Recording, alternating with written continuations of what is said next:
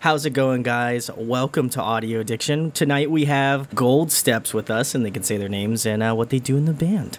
Oh, hi. I'm Liz, and I sing. I'm Zach. I play guitar. And I'm Ryan. I play the bass. There we go, guys. Well, thank you for coming on. Been a big fan for a little bit, so glad to have you guys come on the channel. Been following your journey, so always cool to see a band just doing some real good stuff. So love to have you guys on. But the first thing that I like to ask all of my bands I have on here is what is the origin story of Gold Steps? How did you guys start out? How'd you formulate all that jazz? Okay, they're gonna defer to me. Okay. So I had moved to Austin a few years ago, and I ended up joining a band that Zach was already in. Then we ended up leaving that band to start Gold Steps. And then after a few years and kind of working our way through like recording some EPs and touring a little bit, I got homesick because I'm originally from the Milwaukee area. And I really wanted to go back. So we took a break and left the rest of our band members behind in Austin.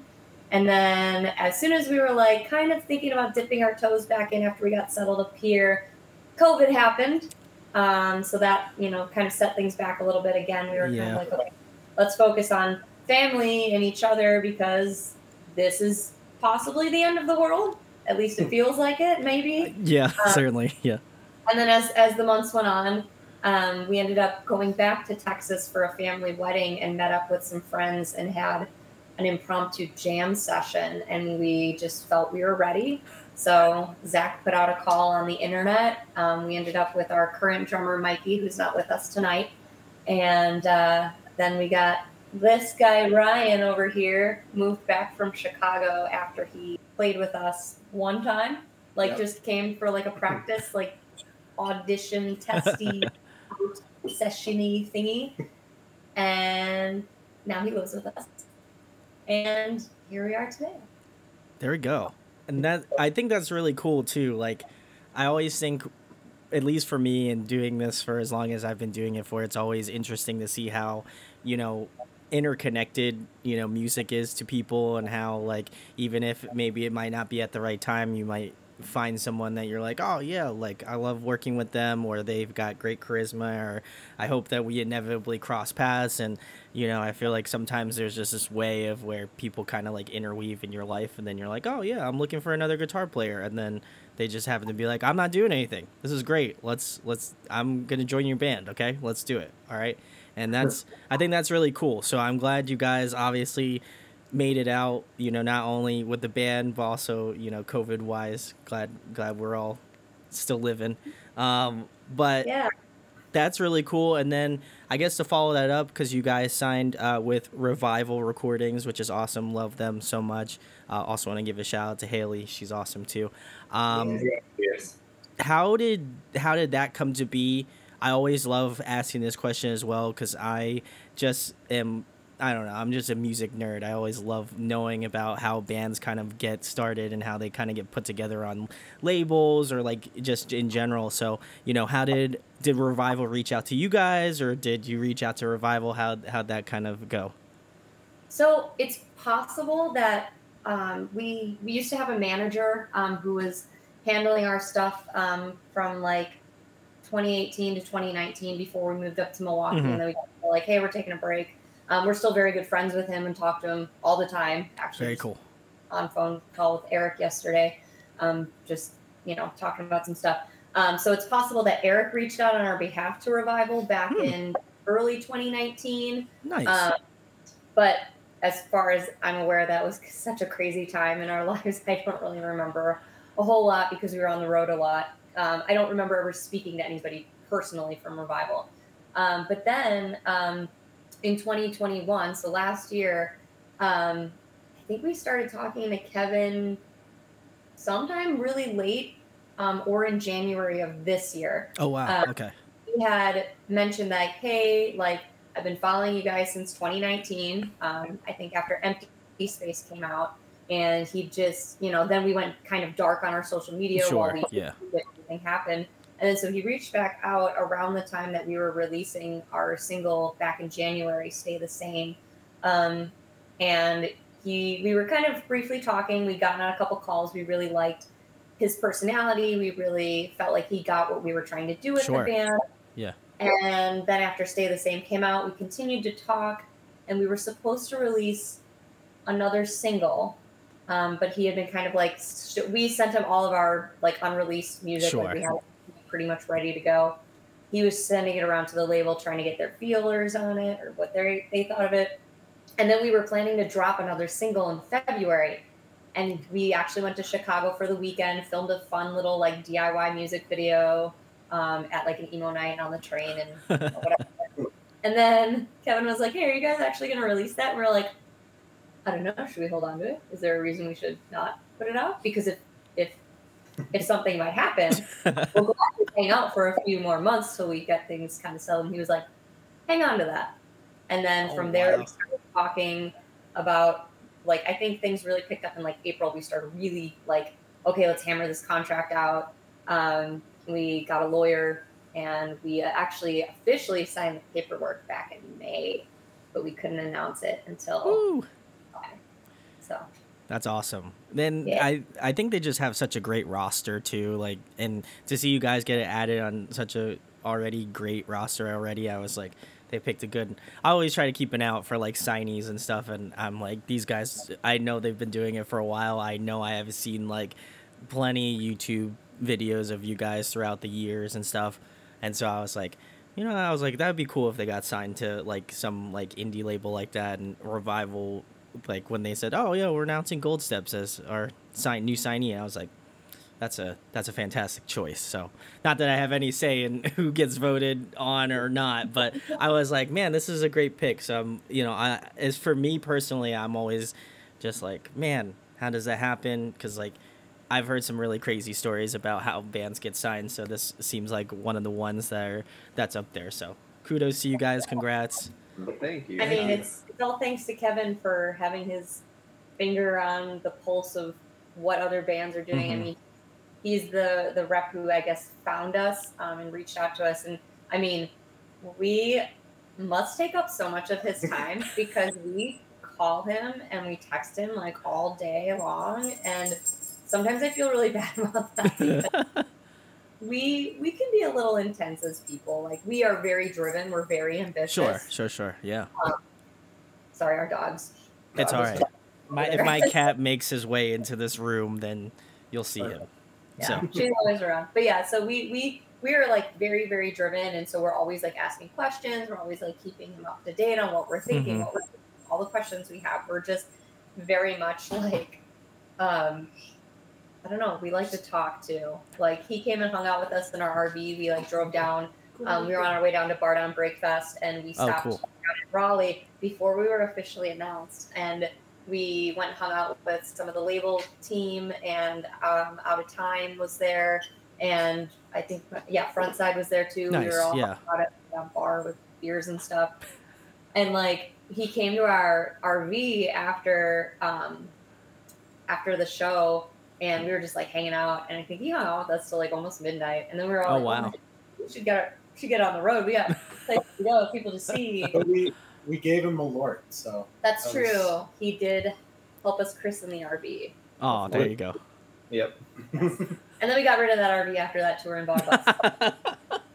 Well, short-lived fun, but nonetheless fun. But that's awesome. I do feel like, because your label mates, the home team, I've known them for a couple years now, and they always say, like, I always ask them how Revival's treating them, and they're like, great. So always gotta give them props, because I have a few people. I also had Out of Time on very recently as well, and I feel like the culture around their label is just so on point. So I always try to give them the love that they deserve, because they're certainly one of those up and coming labels that I'm always trying to like keep an eye out for who they sign, who they're listening to, all that sort of stuff. So I can be at the front lines somewhat. So yeah.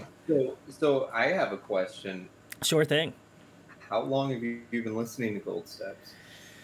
Ooh, I Uh, held it. It's okay if it's been recent. it hasn't been recent. I'm trying to think. I remember seeing a music video, and honestly, I am so bad with dates, but I remember. Shout out to this band Levels. They their drummer had done like some sort of music video for you, and he was posting clips, and I was like, oh yeah. I was like, this band sounds like super sick. I was like, maybe I should hit them up, and then for some reason I guess I got busy, and I was like, oh well. I was like, I'm sure they'll. I always say they always find a way back. And so I was trying to think of when the actual year was. I feel like I can't really remember off the top of my head, but I know it was. I'm pretty sure it's Dalton's his name, if my memory serves me correct. So. Oh no, actually, we never worked with Dalton. Oh really? Okay. I Where think was he it? like I don't know. Maybe I saw him post about something about Gold Steps, and I was like, That could be. and Yeah. I was like, he's sick. So. Levels, right? Yeah, but like I think because Brandon, who did most of our videos down in Texas, Mhm. he did videos, I believe, for For Levels. levels, yeah. So it was probably just sharing. He was It's like, sharing it. Oklahoma. Yep. Yeah.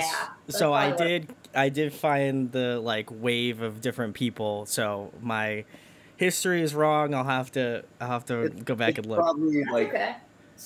2017, 2018. So, Yeah. something around there, yeah. So I've been on the bus for a little bit. So, but when you Yeah. guys kind of went dark, I was like, oh, okay, maybe they're like taking a break, you know, doing their Well, that's thing. like- we didn't even know what it was, so we were.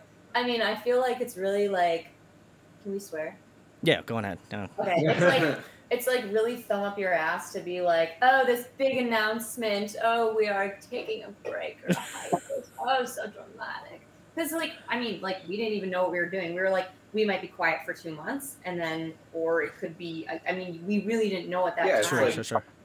Are we gonna start it back up again? Who knows? Like we were just kind of taking everything as it Yeah. came, you know. So we just like we're kind of like we'll just kind of get things going. We released like single. We still released Under Attack after we had moved, and so like we just didn't have anything else to really like put out yet. Like we had these demos that weren't finished. I think we actually threw one up for a brief moment on our Facebook and then pulled it back down because it wasn't even a full mix. It was just something we were shopping around the labels at the time, and so it was just kind of like we were just living life. And if it's like nobody reached out and was like, hey, what happened to you guys? So like how weird would it have been to be like, let's make this grand announcement of what we don't even know what to say? Because sometimes I hate when like it's cool when like bands who really do have a dedicated following feel like they need to make a statement. Sure, yeah, But yeah. it doesn't need to be this big production. Like, I mean, some bands that do like goodbye shows and stuff like that, and then they get back together for that oh so important reunion tour, right? Like, I feel like if you're a musician, you can almost never say like the door is closed Forever, yeah. Something crazy happened, like, hey, we're definitely dead with this band is dead, or this whatever partnership, so we're going to move on to different things, Like, yeah. I mean, so many bands just keep reviving themselves at some point. It's a revival. I do feel like that's the case because I always point out I have this Under Oath poster that I have from when they were gonna like close out their chapter of their life, and then ultimately wind up coming back, which is great. I love Under Oath as as just an emo kid that grew up listening to that sort of stuff.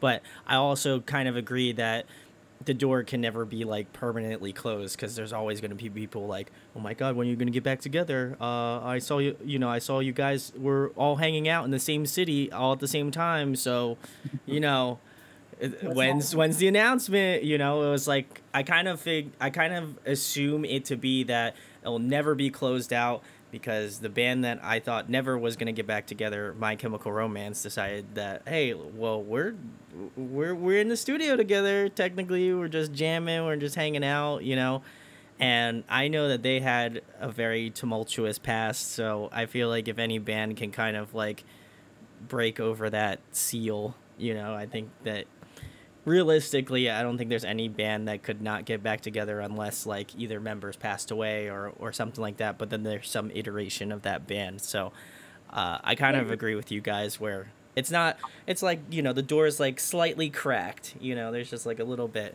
of room. So on that topic, who would you want to get back together? Ooh.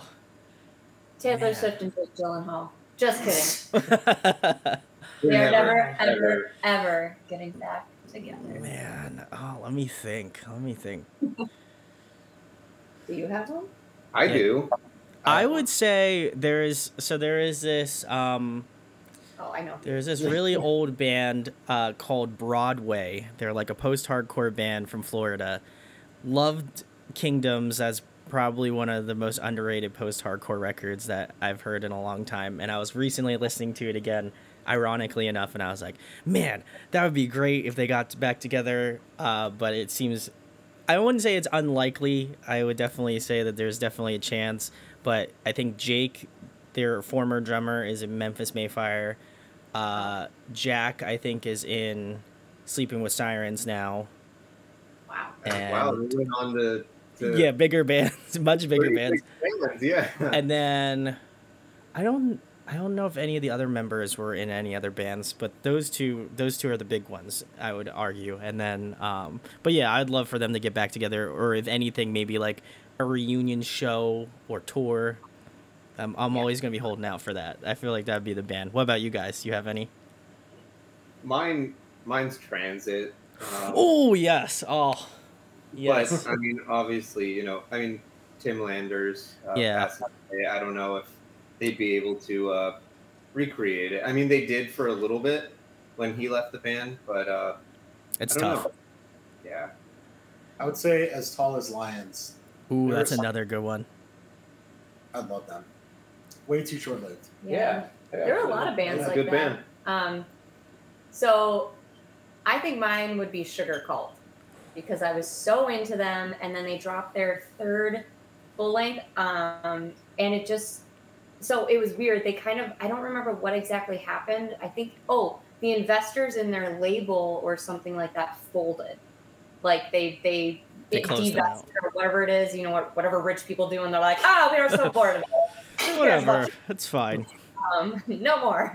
But it was funny. I actually received 2 signed copies of Lights Out because I pre-ordered it, and for some reason they sent me 2 signed copies, and they're somewhere in my like giant box of Your CDs trove. upstairs. Yeah, I But they just feel kind that. of quietly stopped playing shows. And Tim Pagnotta is a Grammy award-winning writer who works with like huge bands and Yeah, artists. yeah.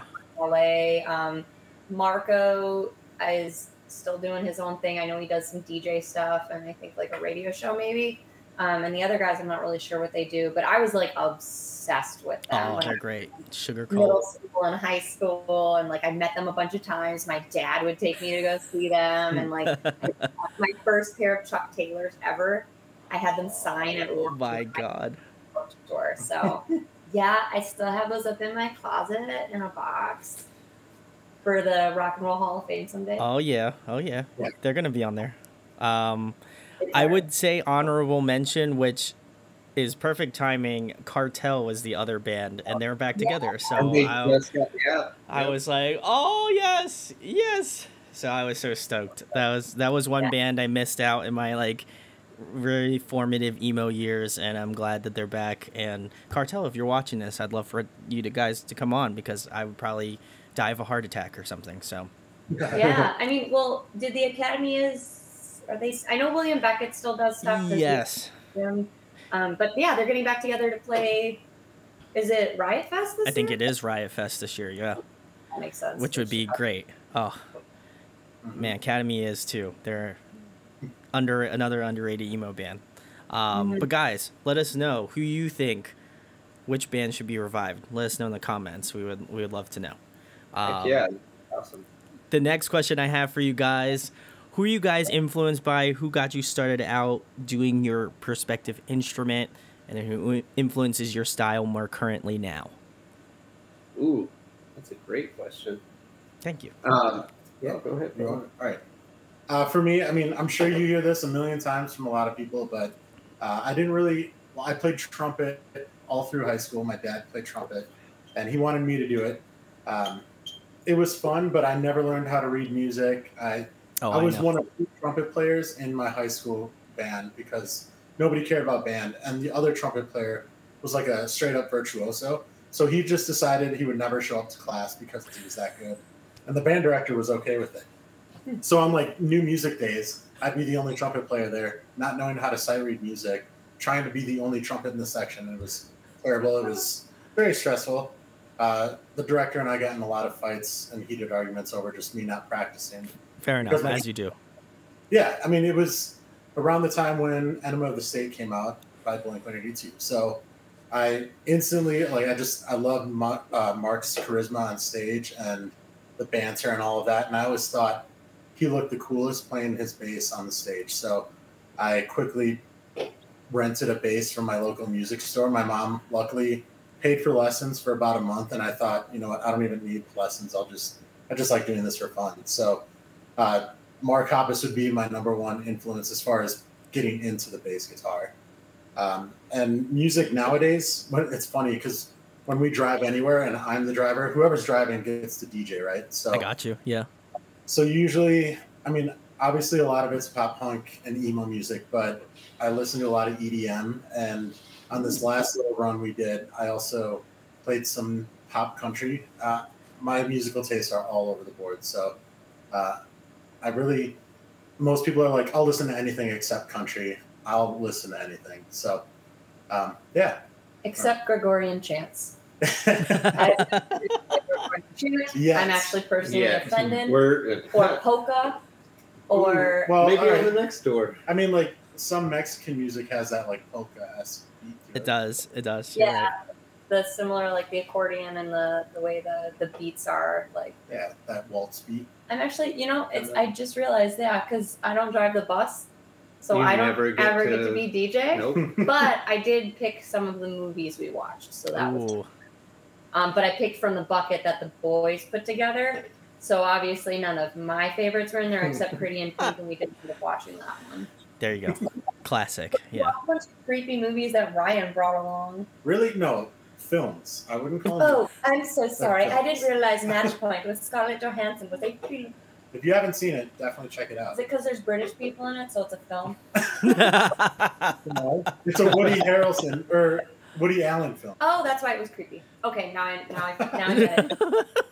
Sorry. Back to the topic.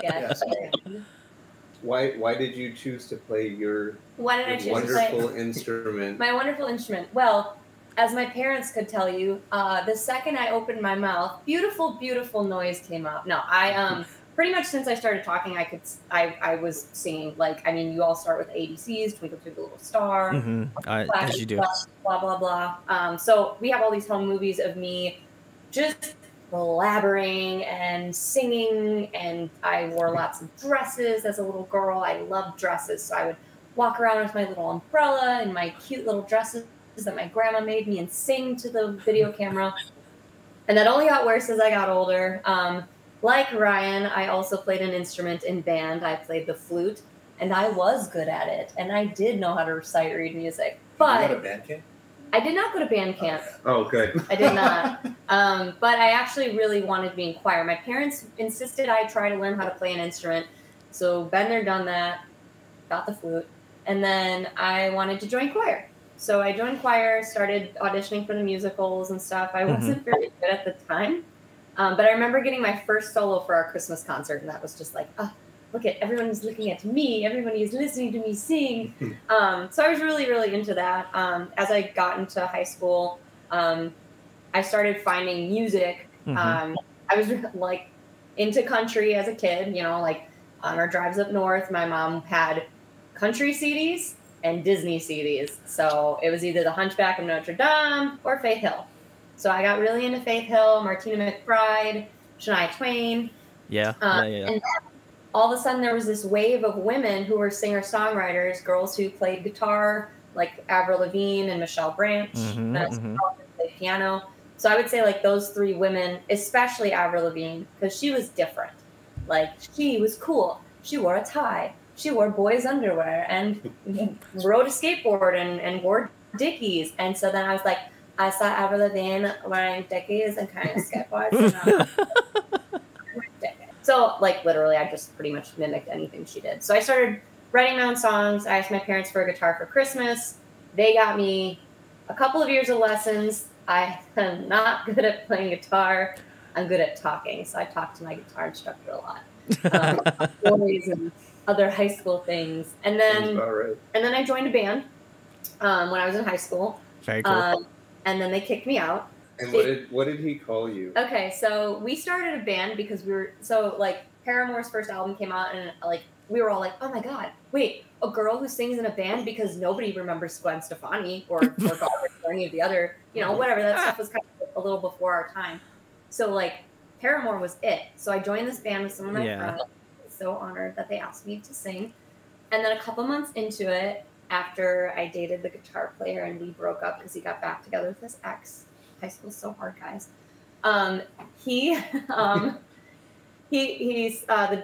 drummer sit me down and he was like, so we're gonna go in a different direction. We kind of want to be more like Thrice.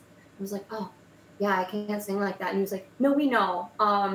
It's just your voice is a little too like pretty, so maybe you should like stick to like acoustic music or something. And I carried that shit with me to this day. Petty forever. And the guitar player, who I had a fling with, apparently wrote a song about me later called Paralets. I think he was just upset because certain things did not happen, things we can't talk about. Young love.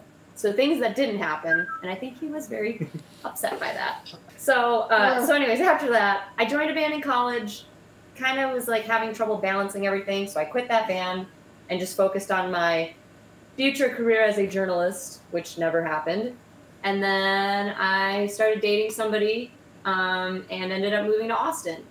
And once the writing was on the wall that relationship was dying pretty dang quick, I decided that I was going to do stuff for me from then on. And I joined a band with a boy and then fell in love with that boy. I just really like guitar players, y'all. But just this one for forever. Just that one, yeah. Just forever. Forever. Right now. Forever. Oh my god. But yeah, so adorable. That's pretty much my whole career. Has just been joining bands with boys I was dating or going to date, or eventually realized I didn't. When I joined the band, I did not like him. As more than a friend. It's very true. As more than a friend, I was his wing woman.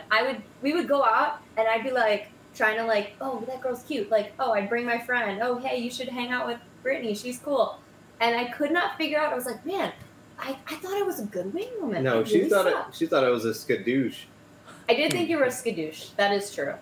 I drove a BMW, And he called the car Bay.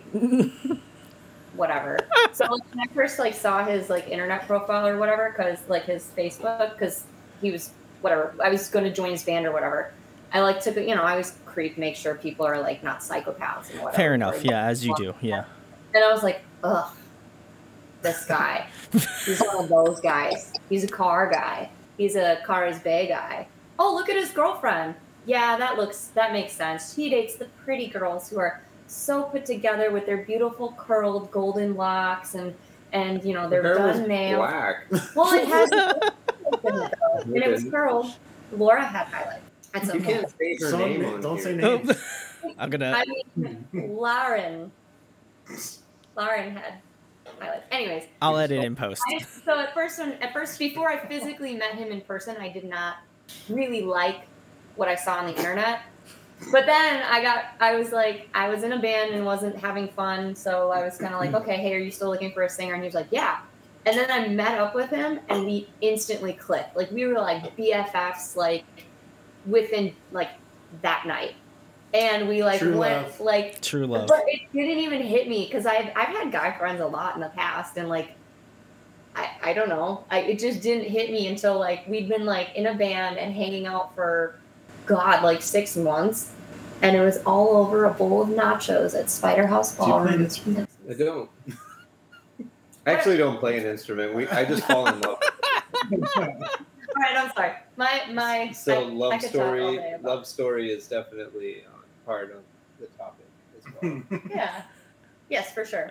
Oh, and then who inspires me to this day now? Yes. Obviously, musical tastes have changed. Quickly. I'm very inspired by pop artists like Carly Rae Jepsen and Taylor Swift. But then I do also listen to a lot of pop punk. Between You and Me, big fan of them. I really like what Stan Atlantic has kind of evolved into. Still listen to Motion City Soundtrack, huge fan of them. Newfound Glory, all those kind of bands. Fall Out Boy. Oh, nice. Yeah.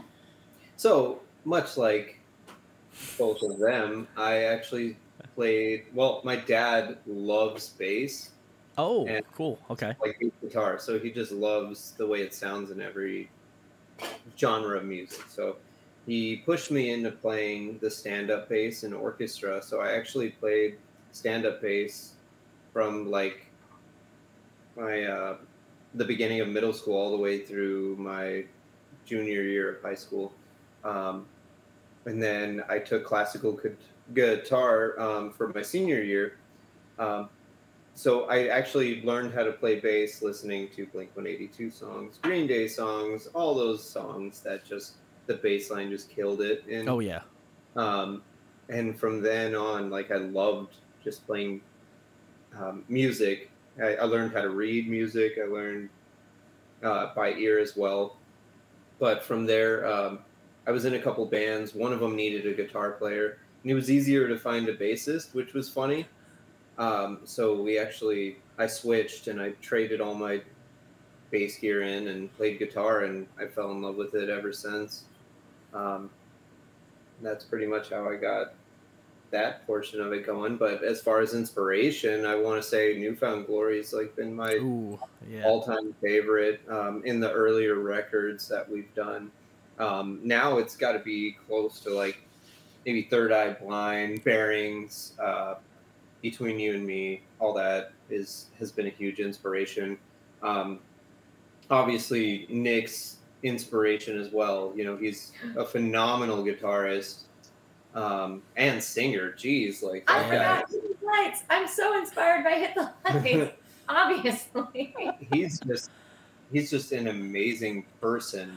Period. Like that guy is like one of our good friends as well. So it's really nice to have him in our corner. Yeah, he's amazing. And he's like, again, another OG band that like I think about when I think of like when you guys mentioned like Newfound Glory. Those are like I think of Hit the Lights immediately. That's like the second band I think about. So it's cool. And obviously I know you guys have worked with Nick, so shouts to Nick.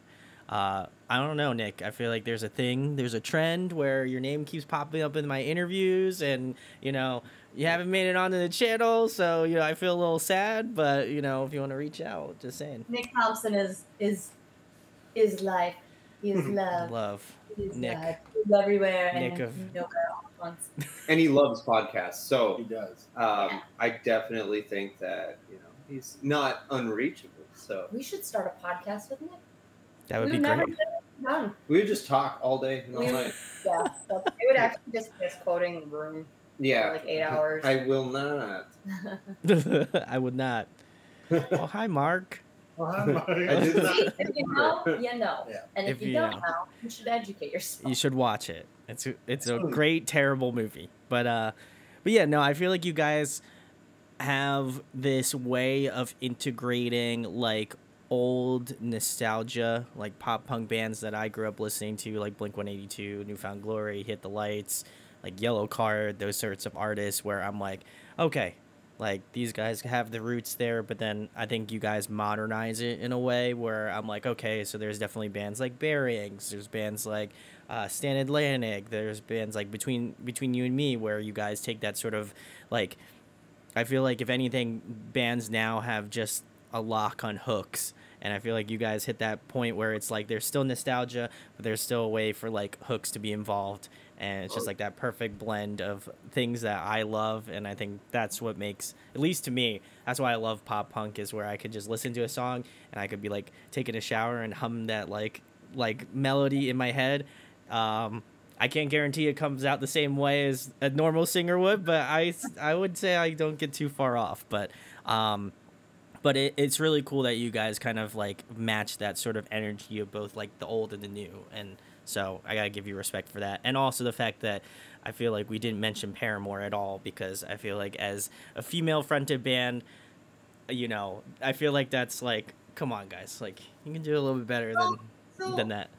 Yeah, so with Paramore, like Haley inspires me as a person for sure. Like, Sure, yeah. in the sense that she was very young when she got signed, and then when like Paramore started coming up, that the whole thing with them is their trajectory changed pretty rapidly after like losing key members, and then some of them came back. And when After Laughter came out, I had such a hard time wrapping my head around it. I think I was just having a really bad year in 2017. It was the year we got married, which was great. But other than our wedding, I feel like I was having this like hard time adjusting to like the new sounds in music. Yeah. It just like blew my mind that like one of my favorite bands, like Brand New Eyes, is like my favorite album by them at the core. But After Laughter has become my second favorite album by them, because it really grew on me after I really listened to it and really kind of absorbed what she must have been feeling while writing that album. And it takes you back. It feels like it just takes you back to like a totally different era. Because that's what they were after, you know? It was so playful, and I loved how they really juxtaposed this really like bright, happy, synthy pop music with these really dark, depressing lyrics. Honestly, I do think the fact that it wasn't even nominated for a Grammy is probably one of the biggest missteps, but who gives a shit about the Academy, to be honest? We'll never win a Grammy, so. And they already had won one. The Academy is what it is. But that's actually not how they got their name. But anyways, but so, and also 2017 was hard because that was when Taylor Swift's Reputation dropped. Yeah. And I was being like, I don't understand what this is. This is not my Taylor, and nobody owns her, and she can do whatever she wants. I actually really grew into that album over COVID. It is a great workout album, and it also was her and Lizzo were a big doorway into my current like self-empowerment. I'm my own queen. I'm my own light. That sort of vibe. So that I think is really interesting. It's really interesting how an album can grow on you after like that it's been out. Like that's wild, but that's what's great about music, right? Yeah, I think even too, like I was talking about in a previous interview where I just feel like I have, during that time I just had a lot of time to like listen to music and find out about albums that like maybe I just didn't give enough love and attention to, and I was like, oh wow, I actually really loved that record. That was, it was really well put. And like I think even to your degree about like Paramore, obviously my heart and soul lies in like the first 3 Paramore records. I'll live or die by those 3, but also at the same point I think that people were upset because I also reviewed that record, and they're like, oh, well, how come you don't like this? And I was like, well, I also grew up with Paramore, so I'm coming from a different perspective than someone new that has never heard about Paramore. So, like, I have a little bit of bias because, I know what they were capable of back then, and I think musically now, like After Laughter aligns more with what I listen to now, and I've went back and listened to it from time to time, and I'm like, oh, this is actually a really good record. And even like the self-titled, which was probably like my least favorite of all of them, I still think that's just it's still good. It's still good. Like I think arguably all of their records across the years that they've made music, I think have been great. But I think that I didn't give enough love to the self-titled and After Laughter because it was just like, oh, well, this isn't what, I feel like a lot of artists and I feel like a lot of like people who are really invested in music is like, this is not what the band sounds like. I don't like them anymore. Like this is not, I can't listen to them anymore because they don't sound like they used to sound like. And I think that you got to kind of get out of that notion of like bands are always going to evolve. They're always going to change. They're going to do different things. They're going to be influenced by different things at specific times. So I feel like if it's not right now that you don't like it, then, hopefully you'll be open to liking it down the line because obviously you got to give it time. It's just not like right away. Well, and with artists, like you're damned if you do, you're damned if you don't, right? Yeah. Look at Fall Out Boy. Like I really loved like through Save Rock and Roll, like fuck, Save Rock and Roll was such a ballsy album. Oh my god, like just appreciating it from like a holy cow, the collaborations they did. Yeah. That's the only Courtney Love song I actually really like is Rat-a-Tat-Tat, because it's just fabulous. Like, and the song with Save Rock and Roll with Elton John, like they did so much fun stuff on that album. They brought in some new sounds, but then I just couldn't follow it after that. It's Centuries or whatever that American Beauty, American Psycho. Yeah. That afterwards.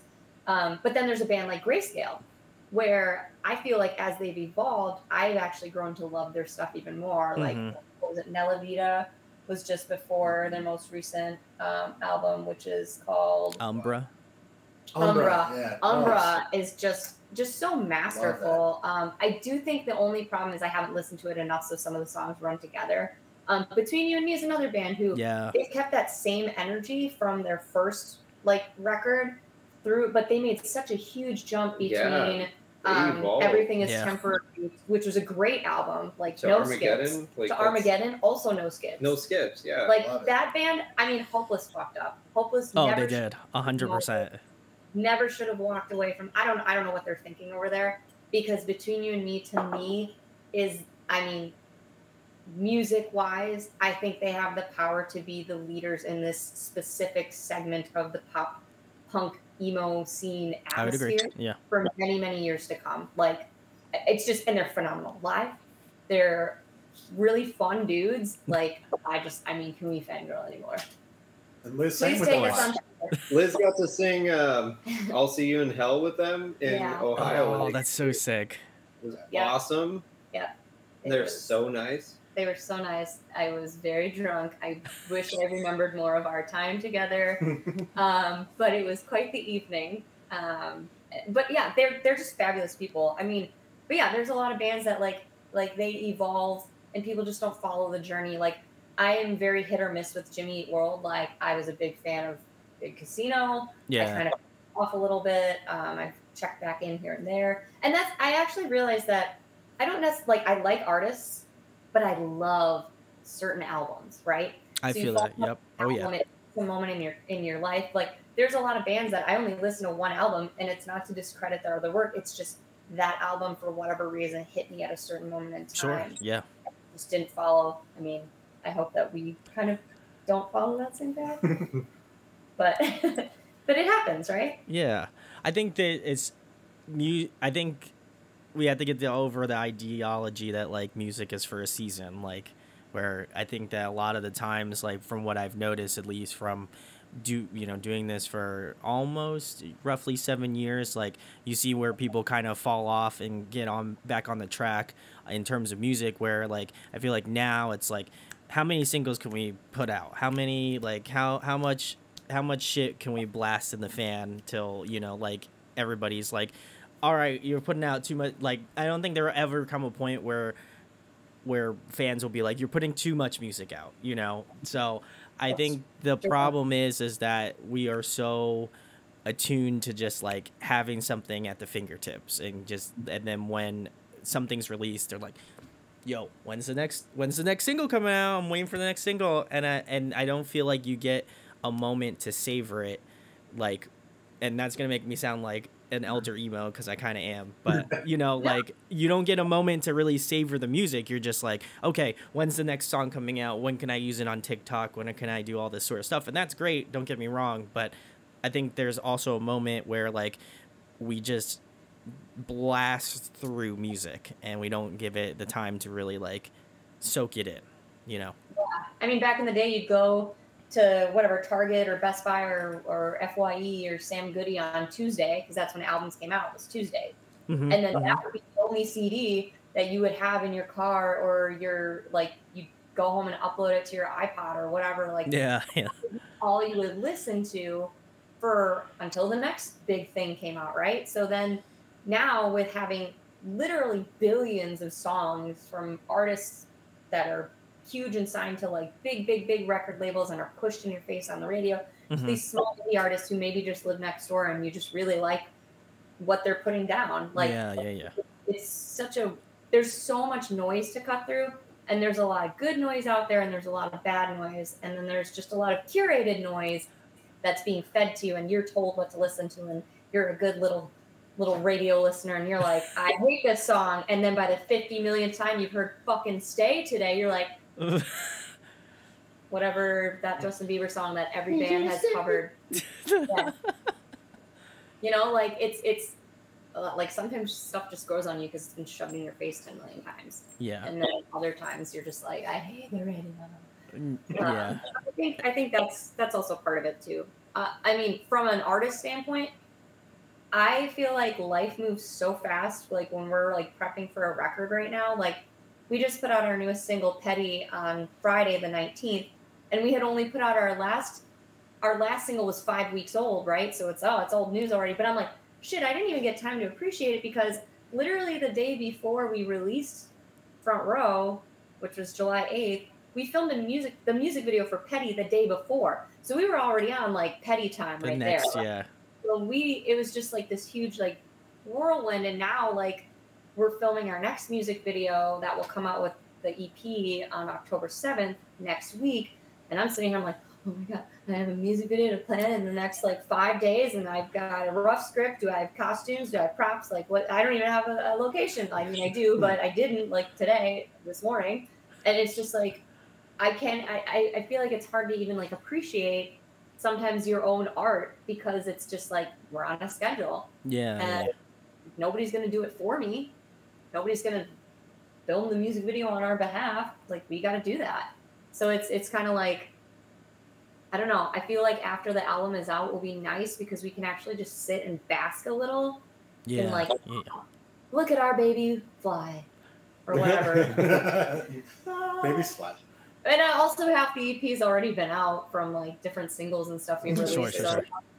Now we're just already stoked to be like writing for the next one. Because again, we've been playing these songs and listening to these songs for like some of them for 3 years now. Yeah. So we're ready to write the next one. Well, don't, give yourself time to, take a moment to let the EP do its thing. And hopefully, again, the reason why you guys check this out, go check the links below to go check out Gold Steps. Go follow them, please. Please, for me at least.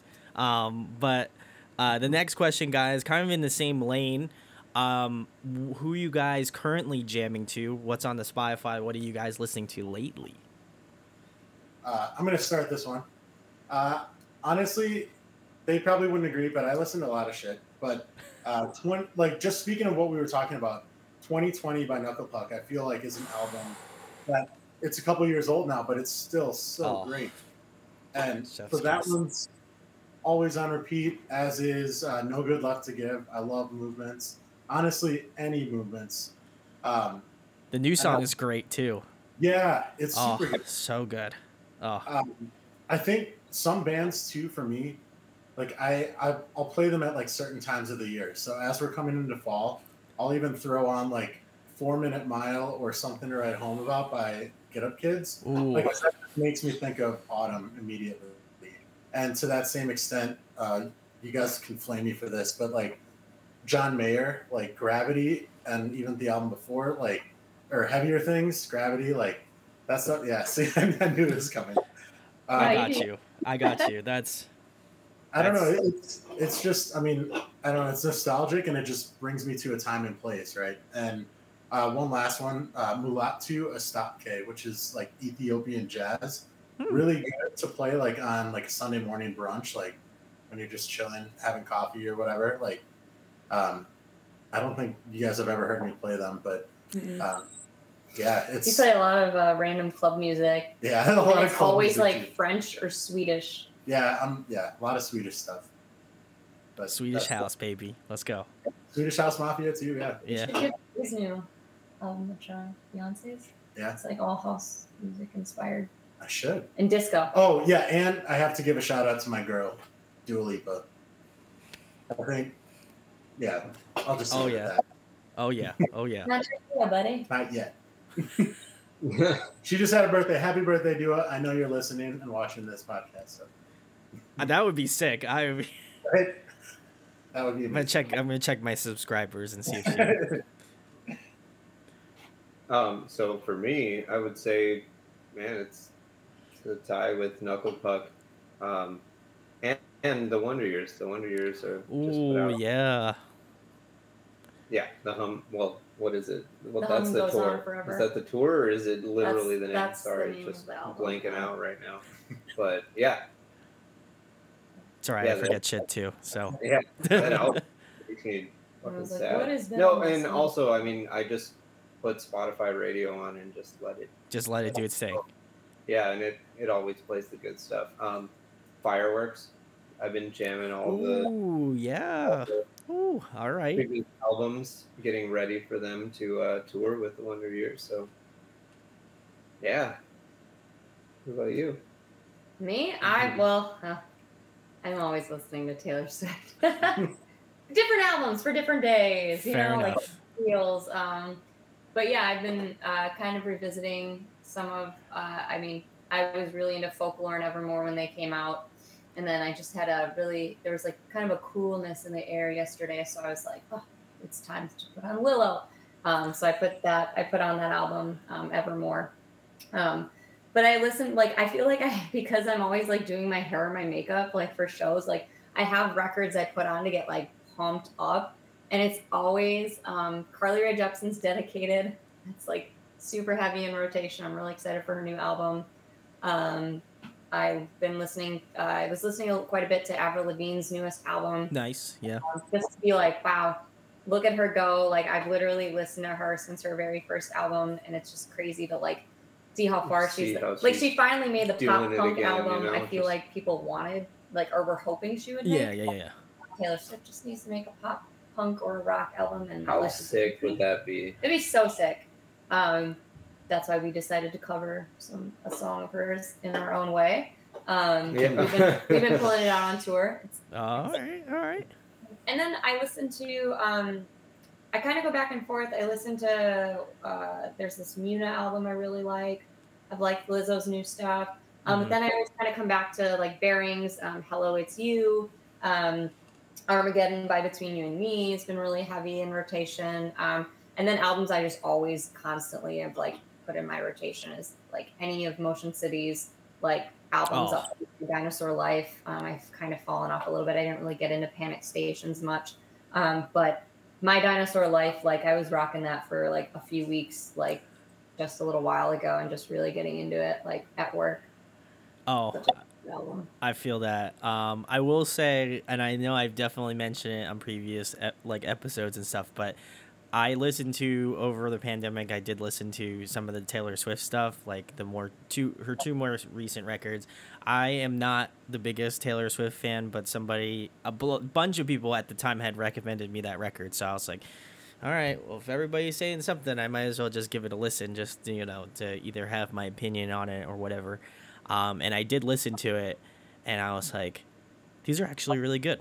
And I'm not like, as a retail person, I had Taylor Swift like beaten into my head as much and as often as her music showed up. I think a lot of the credit goes to Jack Antonoff. Oh, 100%. And the National, like Aaron Dessner. Yeah, they just killed it. Like that album is amazing. Both of them are. I mean, it's funny, like I think Evermore is the one that I consistently listen to more. Sure. But there's so much, like the songwriting is excellent on both. And if you haven't seen the Long Pond sessions on Disney Plus, yeah. They went up to this place called Frog Pond or Long Pond. I think it was a Frog Pond or Long Pond. So. I don't know. Whatever. They actually went and recreated the songs live in this little like cabin. Oh, very cool. It's awesome. Yeah, somewhere up in the Northeast. And then they actually had Bon Iver on to play his part. I think it was just through streaming. Yeah. But it was really, really beautiful. And I think, those albums are just so different for her in sound. And I actually really love her when it came out. Like that came out like right before we moved up here, I think. And I like jammed that like all the way up. And it just really hit me at that moment. Like it was just such a good summer pop record. Yeah. Folklore and Evermore. Folklore being dropped in the middle of a pandemic and just being like, damn, this is the album I didn't know I needed right now. That's all you had to listen to too, like as well. Like, with it being the pandemic. Yeah. It wasn't a lot released. really take a while to grow on me. Like Pink Elephant by Stan Atlantic really didn't like catch on for me till like almost like after it'd been out for over a year because these guys just played it constantly. And then I was like, okay, fine, I get it. I'll like, listen to it. Lavender Bones, but I'll listen to it. And it had to kind of grow on me. Maybe I'm just an old person stuck in their ways trying to like. But they progressively keep changing their sound. Oh yeah. I mean, it's not a bad thing. Yeah, they're differentiating themselves and trying new things with their sound. Like, and it's marketable in Yeah, like multiple genres. I think they really agree. found pride with their newest album. mm-hmm. Like they have their persona. Yeah, I think they tried to like when they got signed originally to Hopeless, like with Lavender Bones. I feel like I've listened to a couple podcasts or like read interviews with Bonnie where she felt like they were like it almost seemed like they were trying to like clean her up and make her very feminine, and that just doesn't seem to be like her vibe at all. Sure, I would like, agree. Thing like I don't know how much of that was just we're like signed to a big label, we got to make things like clean and pretty or aesthetically pleasing or whatever. But I think their new stuff just seems what they're way more comfortable in. I would agree. Yeah. I don't know I'd love to hear like what inspired them to move forward in that way. Because it seems to be very successful for them and they seem more comfortable in their own skin in that sense. I feel like we're kind of doing the same thing. Like we're in like a growth period of like kind of transitioning and adding some new sounds in while trying to stay familiar. Like I think there is like a huge difference between the newest singles we've put out versus, I mean, even Stay the Same. Yeah. But to be fair, we wrote that song in 2019 and yeah, it just didn't come out for a couple of years because it wasn't finished and we, had a lot of work to finish up on it. But I think that's, I don't know. I can't wait to like write an album again, where it was like 2018's Incandescent that we wrote like all on our own. But we wrote it like in a certain span of time. And it was just Zach and I kind of like collaborating and writing like guitars, lyrics and melodies together and then bringing it to the rest of the band. I can't wait to do a session where like we sit down and we just write the damn record and it isn't like, oh, this single from September 2018 that we wrote and then this pulled from a writing session in 2019 and then these random things we kind of came up with and then these last three from a different writing session. Like I hope that this EP doesn't suffer from like whiplash in the sense that like I think every song is strong enough to stand on its own as a single. I think there's a lot of love and work into them. But I also like worry that people are going to be like, I liked half of the album and the other half I thought sucked really bad or something. Or it's just not for me. I hope that our fans kind of like hear where we're going with things. Sure. At the end of the day, like it's always been my words. It's always been my voice as the lyricist coming through. I just hope they don't use the EP title against us. Oh, they will. No! Well, yeah, I can see the headlines now. Gold Steps, That Ain't It sounds just about right for this record. Said none of the editors who will ever write about us because we're not going to get any reviews. Maybe. I mean, but I think I'm just ready to like, now that we have a new lineup, a consistent lineup, and we're all contributing, I just really hope that the next few things we write, I mean, maybe it will never sound like a whole cohesive like thing because I don't think I'm a cohesive person.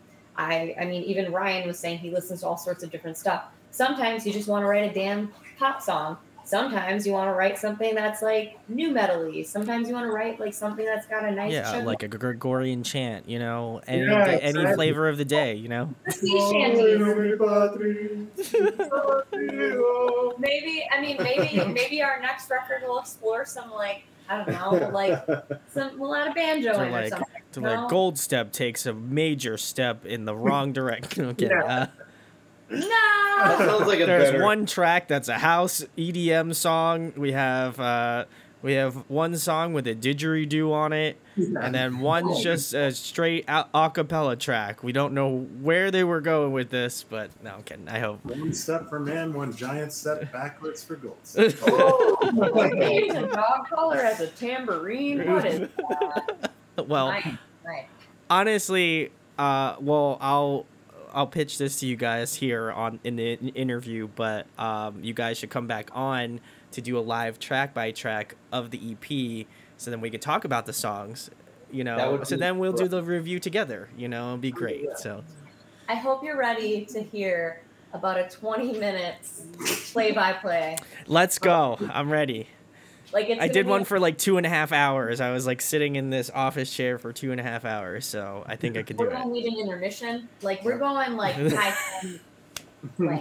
Let's go, guys. Haley, much happened, but hopefully no one dies at the Haley, end. we're putting it in the books. Let's go. And then we could talk all the fun stuff about the record. But funnily enough, that's the perfect segue to the next question I have for you guys. For people who aren't familiar with Gold Steps and they want to kind of get a flavor of what Gold Steps is, what song would you recommend to a new listener? Just one? Oh my god, that's impossible. Petty. It's got it all roped into one. It's got the sassiness. It's got the nice. Is it Common Pretty? No, it's not. Not at all. It's got the sass. It's got the rad guitar licks. Or do people say licks anymore? The riffs, the little fun diddlies. It's got sick drums. Okay, but the bridge is pretty. Yeah. The little I think part. no. I suppose that is a good one. Yeah. And it kind of shows it's like a good projection of where the band is, where we were and where we we're are headed. now. Yeah. Yeah. I'll just say it pissed me off because I write a song about you. Or do and give her some more. Yeah, something else to write about. Yes, everyone. This is a great idea. Or make me sad. Just adding fuel to the fire, guys. Just so. I'm gonna have to start like digging back. Like life has been pretty great so far, but I guess I could write. I mean, I could just like really start digging into some really, really petty stuff, I guess, and keep writing. Like that guy who crinkled his straw wrapper and threw it out his window. Oh. I'm gonna write a song about that because nobody likes a litter bug, Jerry. You hear that, Jerry? No, okay. What if there's like a bunch of people that are fans and they're all named Jerry and they're like, yeah. I'm just kidding. I think Rick and Morty made everybody hate Jerry's. And then who was it on Parks and Rec? Was it Gary or it was Jerry? Also Jerry. No, but right? he went by both. Gary or Jerry? Yeah, that's why I can't remember. There you go. Yeah. I'm sorry, Garys and Jerrys. Salutes to you guys. We still love you. You're only cool if you listen to Gold Steps and you don't litter, because nobody should litter. Littering is very bad. Littering, no good. I can't support that either. So one of the things that makes me most irritated, like, ooh, I've definitely been I'm one of those people who wants to like get out of my car and like throw it back in their car, but I'm so afraid of like getting shot in traffic. So that is a logical way to not do that. Yeah. I don't think you should tell that story. No, I got hit by a car one time. For getting out. My personhood. For getting out. I have and a having huge road scar on my rage. knee. Yeah. I've never told anybody that story. No, you don't have before, to. Yeah. I think I should tell the story. Does everybody want to hear the story? Sure. About the time I died. The one time I walked outside and got completely obliterated by a car. Yeah. So there was this stretch of road in Austin, like right by where we lived. It was like less than like 2 blocks, and I got into like 4 car accidents there. Only one of them was my fault, but it was because I had to move over because somebody else pulled out in front of me and cut me off, and I ended up hitting somebody else's car. But this time, this was not my fault.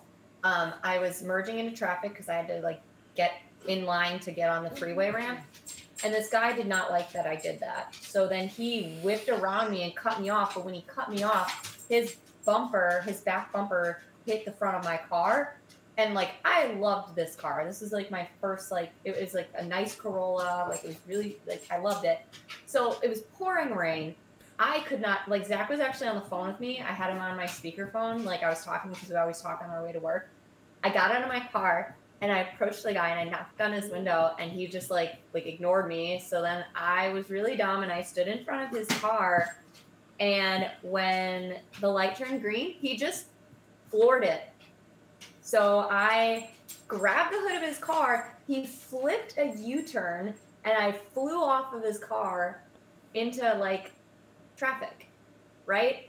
And so I had this terrible road rash. My car's like still sitting on the other side of like, it was like a 3-lane high, like on either side.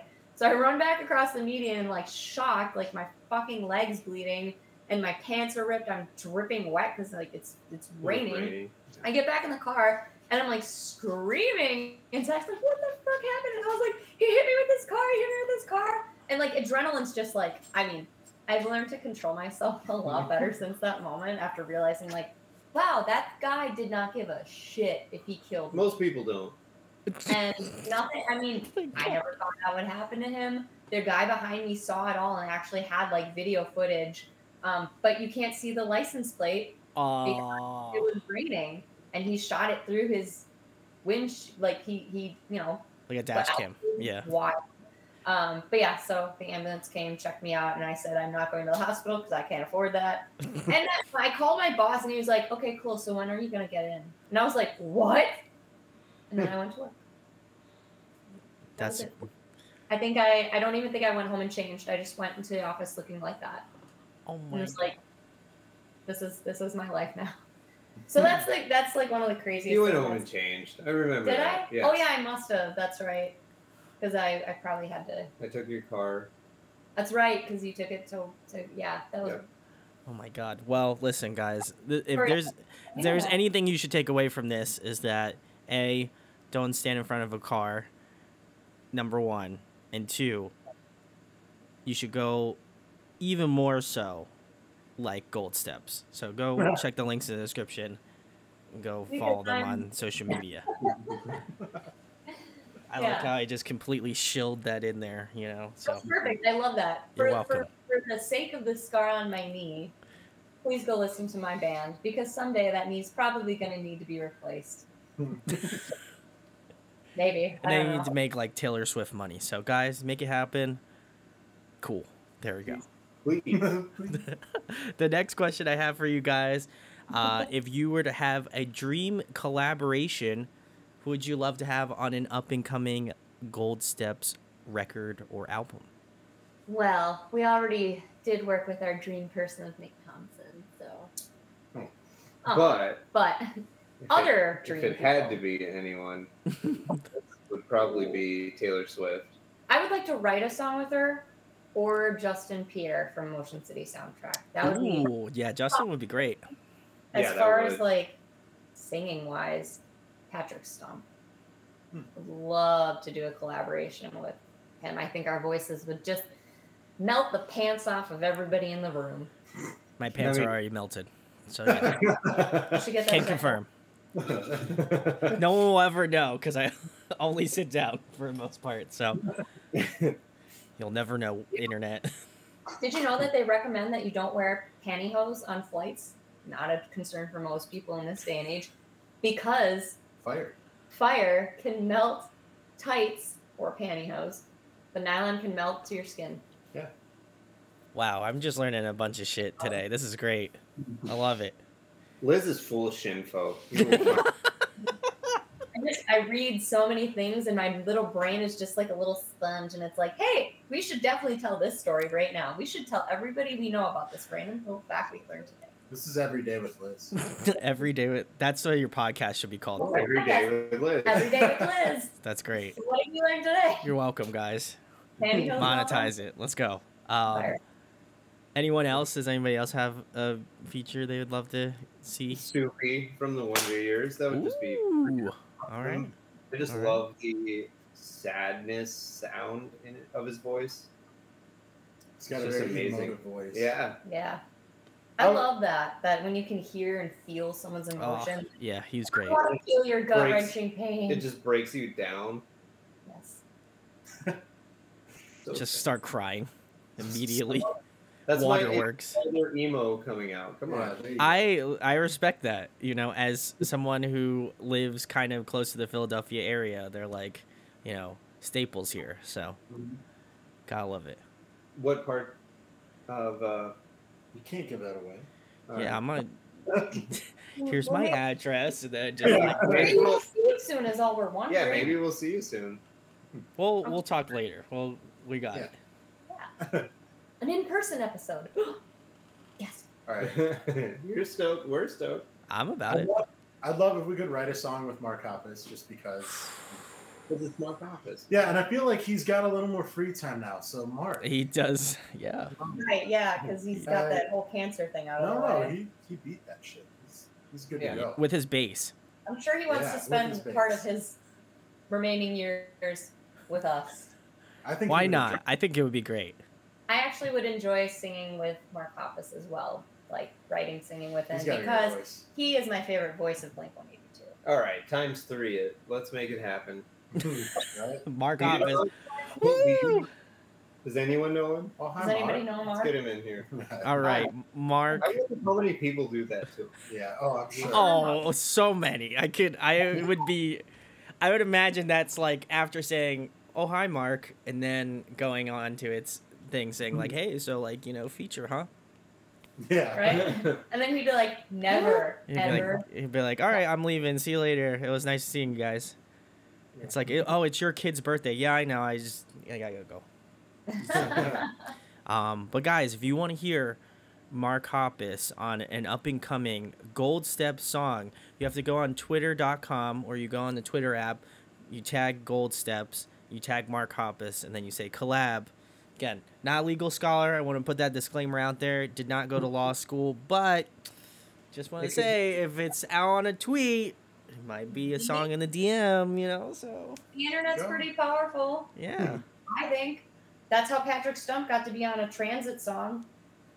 That's right. It was his honor to be on the Yeah, Transit it was song. his honor. It was his honor, yeah. In retrospect, because I think Transit might be the most beloved band that everybody Oh, I love Transit. puts together. Oh, so good. I picked up Listen and Forgive, and I can tell you that I picked it up on vinyl because I'm a hipster, but I also had been searching for, I think, 4 or 5 years for that record, and I got close.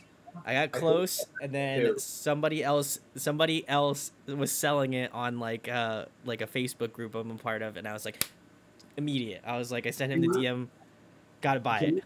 Can you believe I found Joyride for like $30 here in Milwaukee? It was at a record store. Somebody just traded it in. Oh, I'm so mad.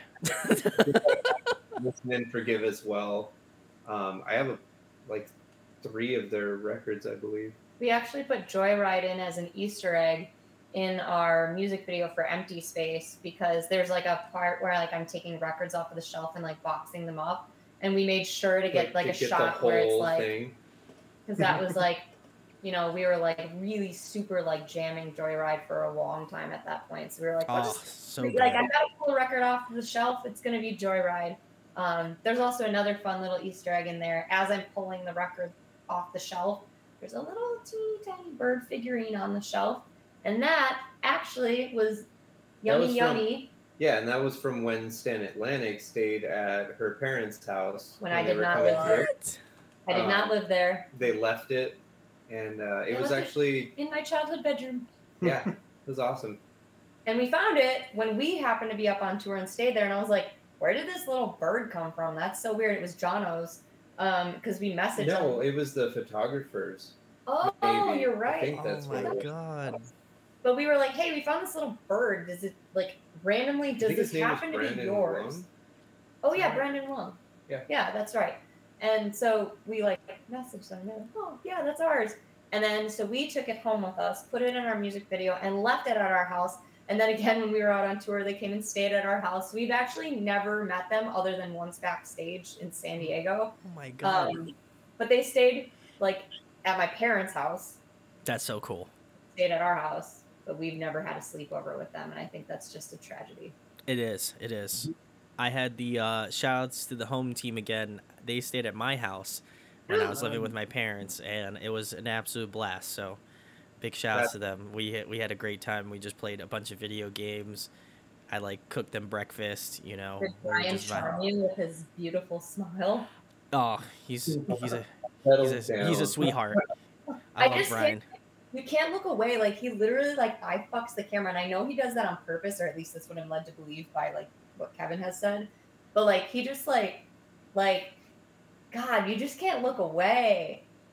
Yeah, 100%. Speaking I would agree. Yes. As a very straight male, I can say he's a very hot looking guy. Yeah. He's good Confident. looking. Brian, love you, baby. But anyway, guys. Anyway, Mark Hoppus, Gold Steps coming soon. You know you want to hear it, so go Twitter DM him. Even though I don't know, on a scale of 1 to 10, I feel like he wouldn't be too thrilled about it. But listen, Maybe manifestation. Just start a nice long thread. Yeah, just We get out into the Twitterverse and make it happen. Yeah, I think we could do it. I like. Yeah. And if it doesn't, I'm gonna blame Elon Musk. Just anyway. because. Right. On that bombshell, I'm gonna move on to the next question, which is my personal favorite. As I mentioned, I'm a huge nerd, so I love to ask it. If you guys could be a video game character, who would you be? I know Liz is currently. Liz is like. I would be a farmer from Farmville because that's the only video game I've ever been good at. And I love that. I love that. I had to delete my Farmville because I was literally like skipping class at college to go harvest my freaking blueberries or some shit before class. That South Park episode was actually about you. Oh my God. Justin Bieber parody on Farmville that I genuinely loved. Oh my gosh. I can't remember what it sounds like now. I've been to enough therapy. So I thought Farmville was super, super dumb. And then I had a couple friends in college that were playing it one night when we were over having beers and stuff. And I was like, guys, we're supposed to be going to some party. Like, what are you fucking doing? And they're like, no, it's fine. It's fine. It's just Farmville. And I was like, this looks so dumb and I suck at video games. I bet you that I could level up past y'all in Farmville in like a week. And then I did. And then it ruined my life. All because you were being petty about how stupid it was? Yes. That you fell in love with it? Oh my God. With me, you know what I am. That reminds me of that scene from The Other Guys where Mark Wahlberg is like, he does like ballet dancing and he's like, yeah, I used to do it because I made fun of the other people that used to ballet dance. That's the exact scene that's the exact scene. It just played out like that. That's great. I mean, like, let's be real. I'm never going to be a farmer, but it felt good to have a piece of the land and be productive and put on my overalls one leg at a time and go and harvest my fake ass berries and raspberries and corn and help out a neighbor build a fence. Like, I felt like a real person, you know? And now I just do this. Damn it, where's my farm? And then they changed it. They merged it with like Pioneerville, and Facebook games were terrible. I'll never be able to tell you what mine was. Go ahead. Why? Is it also the person from Farmville? I think it's Mario. It's me. It's me. Really? But Luigi's taller. Yeah, I'm not. And cuter. He's a short king. Yeah, Luigi. In the movie? Yeah. In the Super Mario Brothers movie? Luigi. John Leguizamo? Or however I butchered this. John Leguizamo. John Louisiana. Louisiana. He's my Luigi. He's. That movie so sucks. Dude, we got it's terrible. One night, and we were like, "What the fuck?" Actually, we found a bootleg version, so I'm 100% sure that it was made for stoners. So it kind of fucked you up. It was. Oh my God! Like, okay, the '90s had to have been wild. Like, movie studios must have just been like, "We're shitting money. Let's just greenlight that." They were the original Netflix. Dude, Surf Ninjas, the Three Ninjas. Face Off. What the fuck is that movie? If you haven't seen it, Nicolas Cage and John Travolta. Why? Who asked for that? I'm not going to Nobody. Either. But Super Mario Brothers movie, excellent. Yay, 90s. Wait, why Mario? Yeah, why Mario? Because. Okay. But we've already established. Okay. Is it his fabulous mustache? I think it's because I don't play any other video games. I don't play them at all. Fair I don't enough. actually. Yeah, if you want an answer, I don't care about video games. I think I just look a little, with the whole. That's fair. Okay. I think it's the Luigi than Mario, to be honest. All right, so Ryan's would be Toad, and I know, but Toad in Mario Kart, I will kick anyone's ass in Mario Kart. He's my favorite one too. Toad, yeah, Toad is the best. Yes. Mario Kart 64, and even the Switch Mario Kart. Well, no, I use my own Mii for that, but yeah, Toad is badass. And then a throwback, Very underrated game, but Pilot Wings, the original Pilot Wings. Ooh, yeah. Okay. All right. It's like the final boss instructor. I used to play that shit all the time, and that It is good. is why I kind of love flying. One of the reasons. Can I change mine? No. Yes. I want to be one of the murderous chickens in the Legend of Zelda. When you piss them off, when you run into them, they get all pissed off and then they kill you. That's me. I am the murderous chicken. Sounds about right. Turok the Dinosaur Hunter. That dude is cool. Ooh, yeah. Have you ever seen Radical Rex, the skateboarding dinosaur? Yes, I That do. shit's wild. I have pretty much Super Nintendo games because I can't handle like controllers with more than like 5 buttons. I know Fair there's enough. like 10 on there, but I mean, and Super Smash Brothers, I was pretty okay at that. I think you'd be Kirby Me? in Super Smash Brothers. No. Wow. Oh, Kirby. Ah, I do have No. a little. Jigglypuff, right? Just kidding, it's Kirby.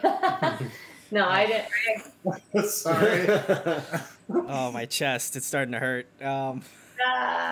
Well, like once I got to GameCube, I just got overwhelmed. Like I had Super Mario Sunshine, and that game sucks and is super That hard. game did suck. It did suck, right? Oof. That just killed it for me too. I was like, I'm You're stuck on showing 'em right now. this fucking island. Like, what am I supposed to do here?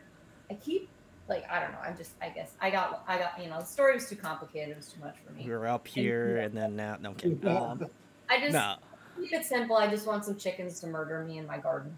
We're just icing those pants for you. You Yeah. are, yes. Sorry. Games. He has an innie now. Oh no. Board games. Do you like any board games or card games? I have not played a board game in a little bit, but I will say that I always have a good time. Shout outs to my parents. My dad is very highly competitive, and anytime we bring a board game out, it's most likely either Trouble or Sorry, so he can just fucking like break that dice like block in the middle, With Trouble, you just I love that. That was Yeah. the best part. Yeah. Yeah. and then with Sorry, he'll just knock your player's chip off the board if you knew he just like, and he doesn't even say sorry. So why would you even play the game where you don't even say the name? Just What about what's that? What was that game we played? My mom works at Target, so she always buys these like games.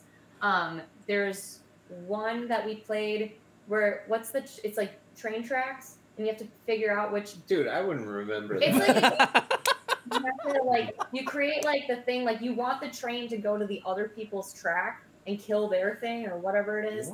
And this then sounds sick. I'm about it. Whatever game it is. It's probably right there. no, it's at their house.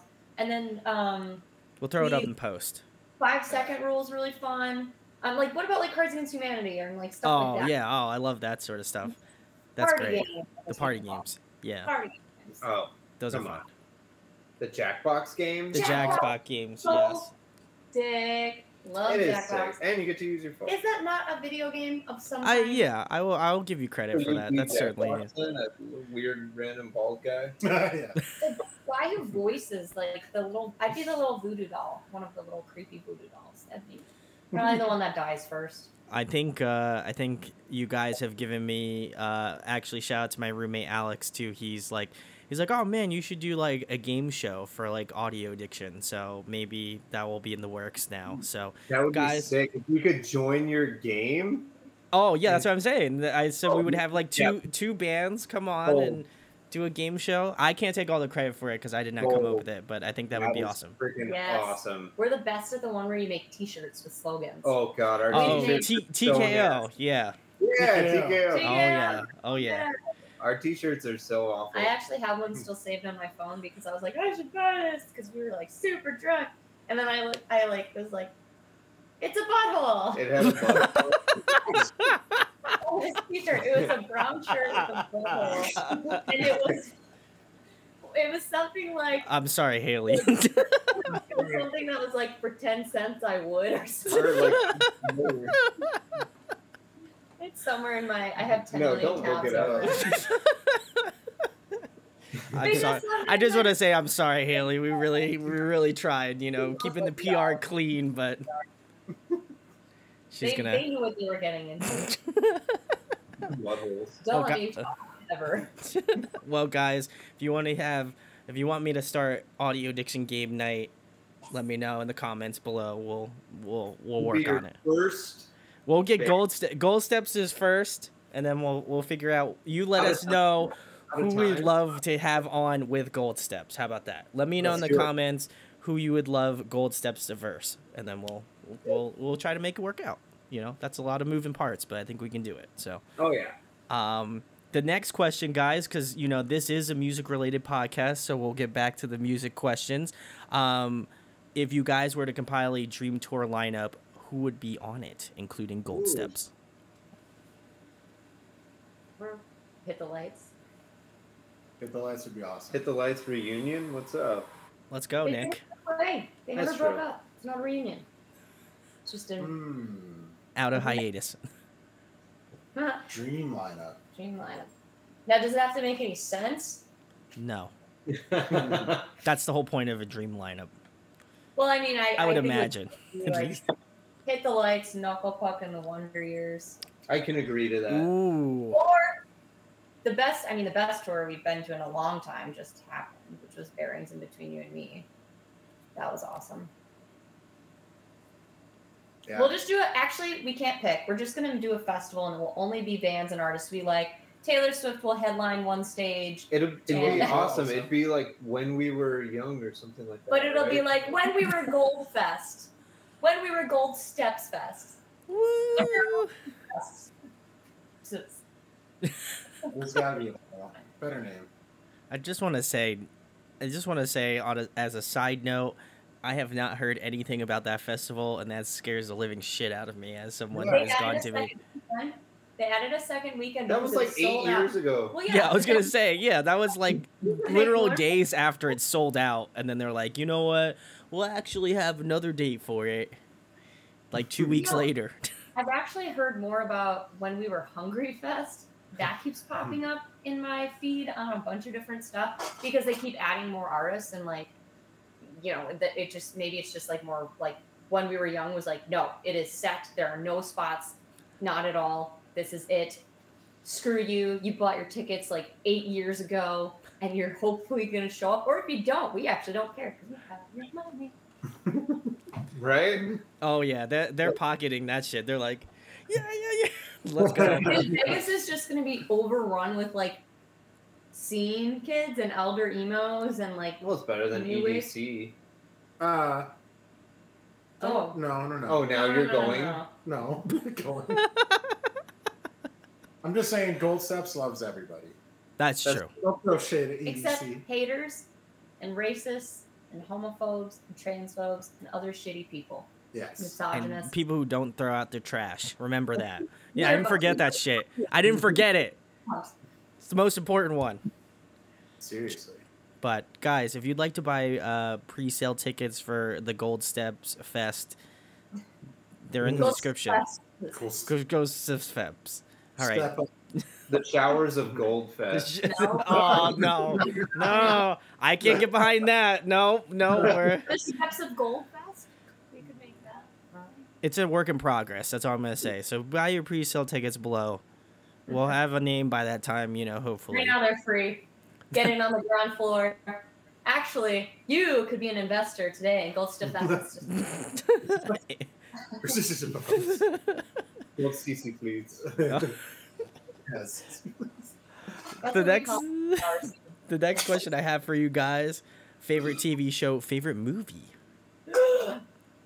Yes. Okay. Favorite TV show currently.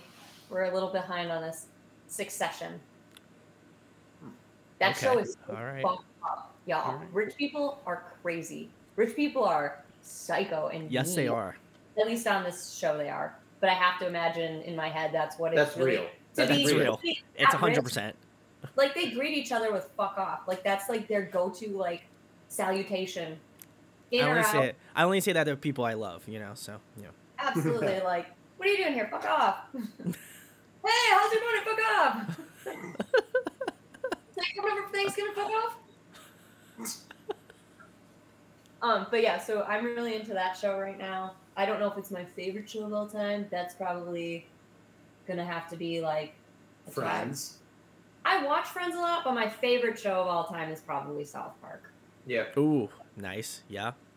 It's just brilliant. We watch the same thing, so it's That's how we fell in love with each other. Was Aw. mutual adoration of South Park, because it's really hard to find other people who are like, you know, like, yes, I am comfortably into my adulthood, and I think South Park kicks ass. It is good though. Yes. Really good on a Tuesday. I'm gonna upset Liz with my favorite TV show, Seinfeld, or Letterkenny. I was gonna say Letterkenny's Letterkenny excellent. too. Right? Letterkenny, yeah. Oof. Oof. Love that show. I just Love could this never.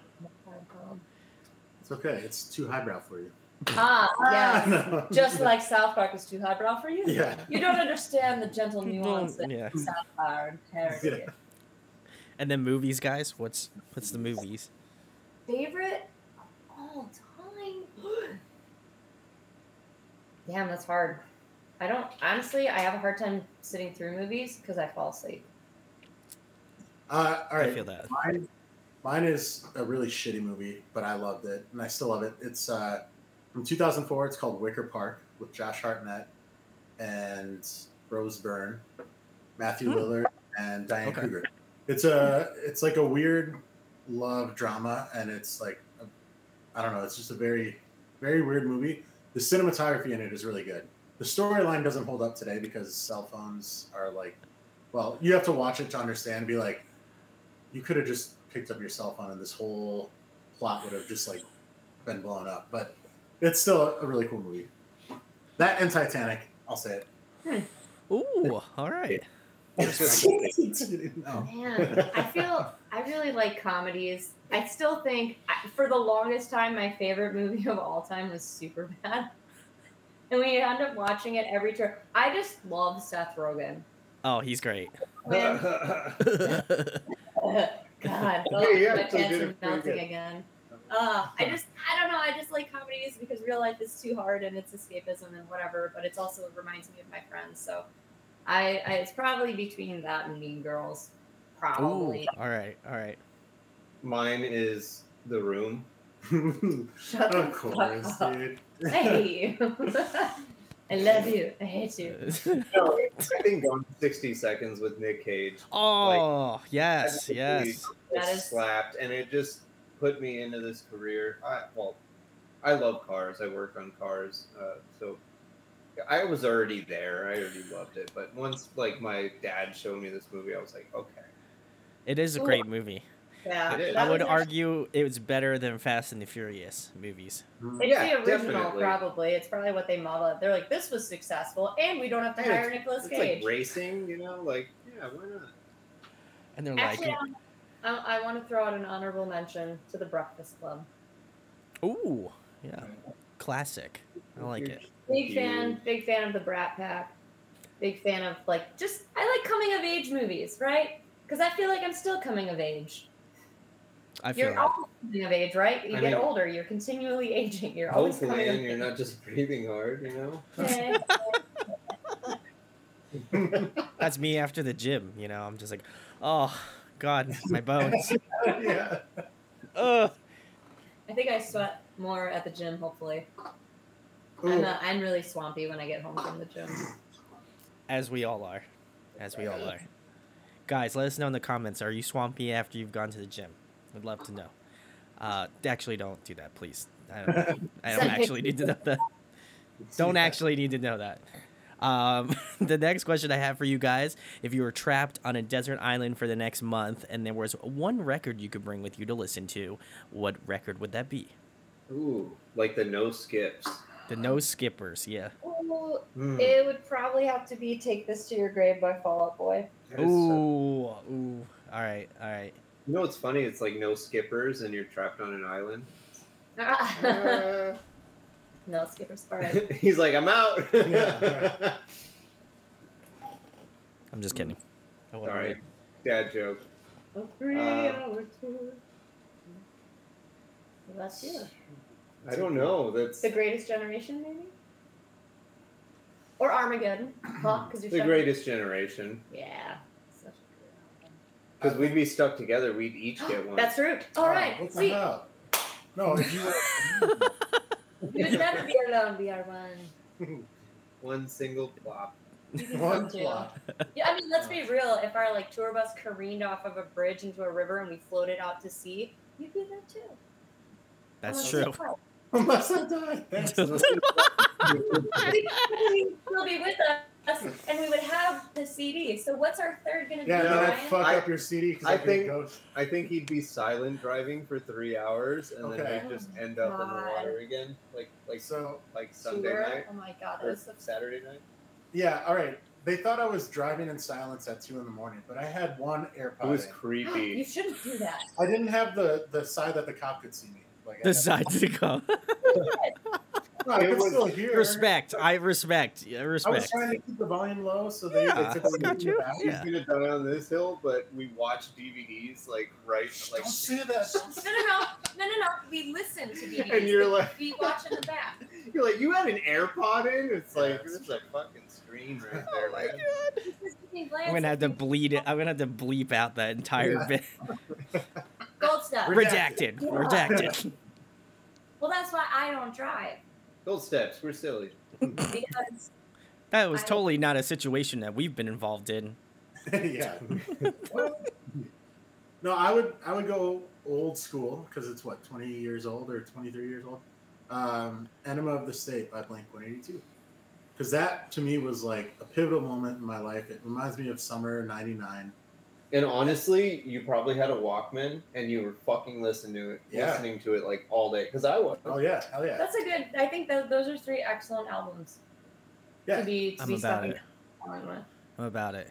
In the Gold Step But- Caravan. How would we play Yeah. them? We would just look at them. No, I we could would- sing them all, to be honest. Well, Yeah, how could you actually play them? we'd have to make a record player out of coconuts. Wow, you Or- were just dismantling my question here. Yeah, With the right. five- I'm that person who goes to a movie and I'm like, that could never happen, and this is why and why and why, and everyone's like, we all don't like you. It's a and this is- hypothetical desert island. She'd Metaphorical. probably Yeah. say that somebody died at the end of it too out loud when she's walking out. It's like you just have Survivor. You're just like, okay, we're gonna vote. The Yeah. Goes off only the island. movie I walked out of and told people what happened was The Village, and that's because that movie sucked so hard. It didn't suck as much as the Pickle Guy movie that you forced An me American to Pickle watch. wasn't in theaters. There was Jesus. no way to ruin it. That was still awful. That was the only Seth Rogen movie that I still watched it. I did not love it. You hear that, Seth? Maybe if I was high, I would have liked it better. But instead, I was That's- like, "This was supposed to be such a great." I read an article about it. That's why I watched Yeah, it. on NPR. That was good. Okay, here's the thing though. It has an interesting premise. It's based on it's actually based on like a serial like little article thing where they it's printed in like New York Times or something. It's like a little story, and it's like serialized, like a manga or whatever. You Wait, know, this like is an album we're talking about? no, this is I American thought- Pickle. oh. I thought the question was for an No, album. we've meandered off the path and we've eaten some poisonous berries. Now we're tripping Yeah. balls in the forest.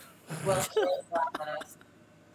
Wow. This is my dream, Sorry. guys. Enjoy. How I'm how gonna- do you say? I'm gonna guide us back home here. We're getting to the end of the line here, guys. Which is probably honestly the most serious question that I ask in this interview because I always love ending it off on a real posy note if it's possible. But for people who have watched this entire interview, first of all, thank you for spending the time. Love you. Thank you. And thank you for making the journey with us here. But what do you want people to take away from Gold Steps, whether it be from a lyrical perspective or just your band collectively? You guys all seem very fun, energetic, good people. What do you want people to take away from your band when they either see you live or listen to your albums? We're super nice people. You can come up and talk to us and we'll have a good time. We'll joke. Like, that's really who we are. I was gonna go with, damn, they're weird. No, what I actually want them to take away, we're unique, but also there is nobody else other than you. So just let your freak flag fly all over other people's lawns or whatever. No, okay. So honestly, like big thing is we are super intense, high energy people on stage, off stage. We will never ever bore you. Yeah, Liz's brain is so full of shinfo, you could never get tired. Actually, I actually loved when she would start talking on road trips when I was driving, because it would just keep me awake with like the amount of info that just comes out. The amount of emotions we can go through together, it could be like sheer disgust, or confusion, or passion, or all of the above. Lies, or I'm broke necking in the front sleeping, and then at least I'm entertaining because how can anybody sleep like this? I can. I can't. I can sleep almost. My neck would hurt. I can't sleep in my own bed because my anxiety keeps me awake and all the other things pinballing around in my head. But I have slept on the floor at a recording studio while they were recording drums. That is a true story. That is a flex. And that just leads right into the subject of the question. Yeah, right. I just always said it. I said, well, one thing I want you to take away is that we are super high energy and intense, and we will never bore you. That is facts. True. You might be freaked out and scared, but you won't be bored. And we, despite what you may have heard tonight, we love everybody. And like Zach Except bad pointed people. out, except for bad people. Asterisk. We're very welcoming.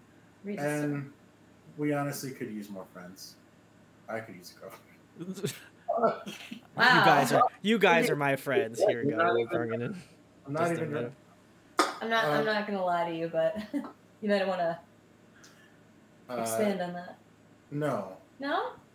Just No. girlfriend. Anyone will do. No. We just want more friends. Yeah. Start your applications now, friends. He's like, not me. Yeah. His pants are ice cold. Last I checked, I don't think I'm a woman, so I think kind of out of. Yeah, I'm sorry. That's not gonna work. Out of the question here, but no. Yeah, no, I don't know. I think Open your mind, Ryan. we're really He's just very like sweet. we're sweet people. Except me. I'm kind of sour. We're like Sour Patch Kids. First they're Yeah. sour, then they're sweet. Yeah. you're right. Anyway, guys, these are some really great metaphors, but if anything you should take away from this is that Gold Steps, fantastic people that make even better music. So please go give them some love, which leads me into the last segment, guys. The reason you're on here, tell the people where they can find you at on social media, what you guys have coming up in the next couple months. This will probably be out like the first week of October or something like that. And yeah, you can let people know what's going on. Well, Yeah. you guys can find us on all of the social media channels. That would be Facebook, Instagram, TikTok, Twitter, at GoldStepsMKE. That's M as in Mary, not N as in Nancy. GoldStepsMKE.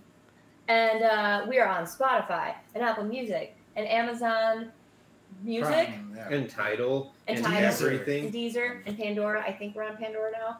Our music clips are on TikTok, so make silly videos. See if you can match my shinpo. Okay? Ooh. Because you can't, but you can try. Send me your shinpo videos. Challenge accepted. I have nothing on my personal TikTok because I suck. And because it would just be this over and over. You never hit post because you just keep going. How do I edit this? What am I doing? Help me, Ryan. I find I'm best consumed in a longer format.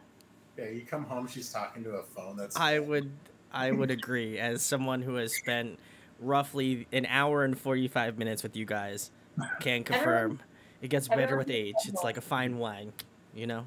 So Everyone who schedules calls with us, they're like, "Yeah, it'll be about a 20-minute interview." We actually did We have one laugh at person them. who like finally just cut the interview because she only had like a half an hour, and she was I like, would never do that.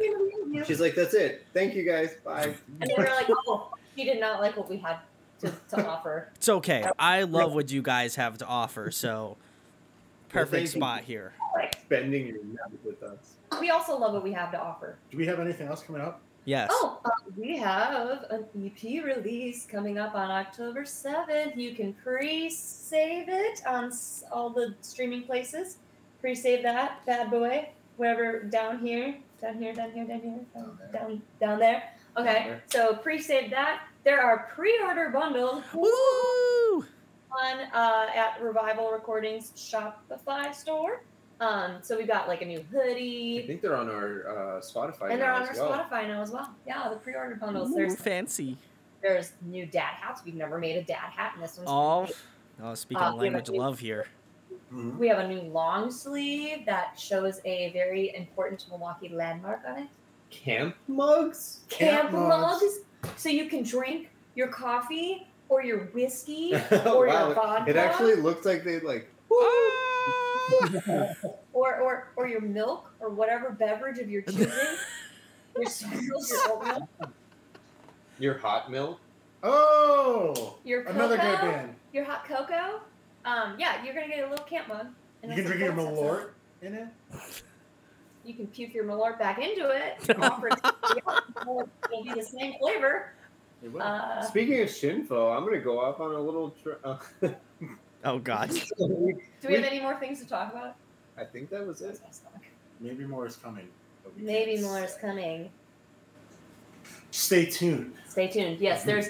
Oh, we're going on a fun little run with our friends in Goalkeeper in November. That'll be fun.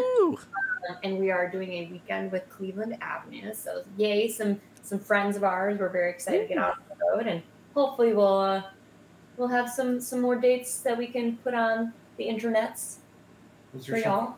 What's your Shinfo? I was talking about hot milk. We actually met them, and I asked them if their band came from an Anchorman reference when he's drinking the hot milk in the sun. Milk was a bad choice. They said no, it wasn't. But they were going to use that from now on. Did we ever say what the actual answer was? They just thought it was like a gross name, and that's what. That's gross. Yeah, I mean, it is kind of gross, so arguably. No, it was politically driven because they throw hot milk, or they throw milk at like politicians or eggs. Like scalding milk? Because that could burn somebody. No, I think it's just like old hot milk. That's worse. Like tepid milk? I don't know. Maybe I'm just mixing up what they said, but I remember that part. We may or may not have had a cocktail before we talked to them too. So. We definitely gave them stickers, and I'm sure they turned around and were like, "Somebody burn these. They are tainted," and just cursed. Yeah.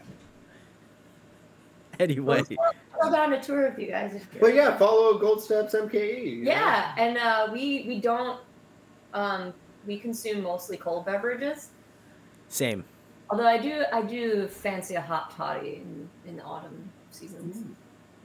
Oh, I fancy a hot toddy. Also, mulled wine is surprisingly really good. Yeah. You know, it's... How do you roast chestnuts on a fire if you aren't drinking mulled wine? Because chestnuts are hard and difficult to deal with. And in Swedish, it's glögg. Glögg. Or glühwein. I was going to make a joke, but you had to edit it out. So.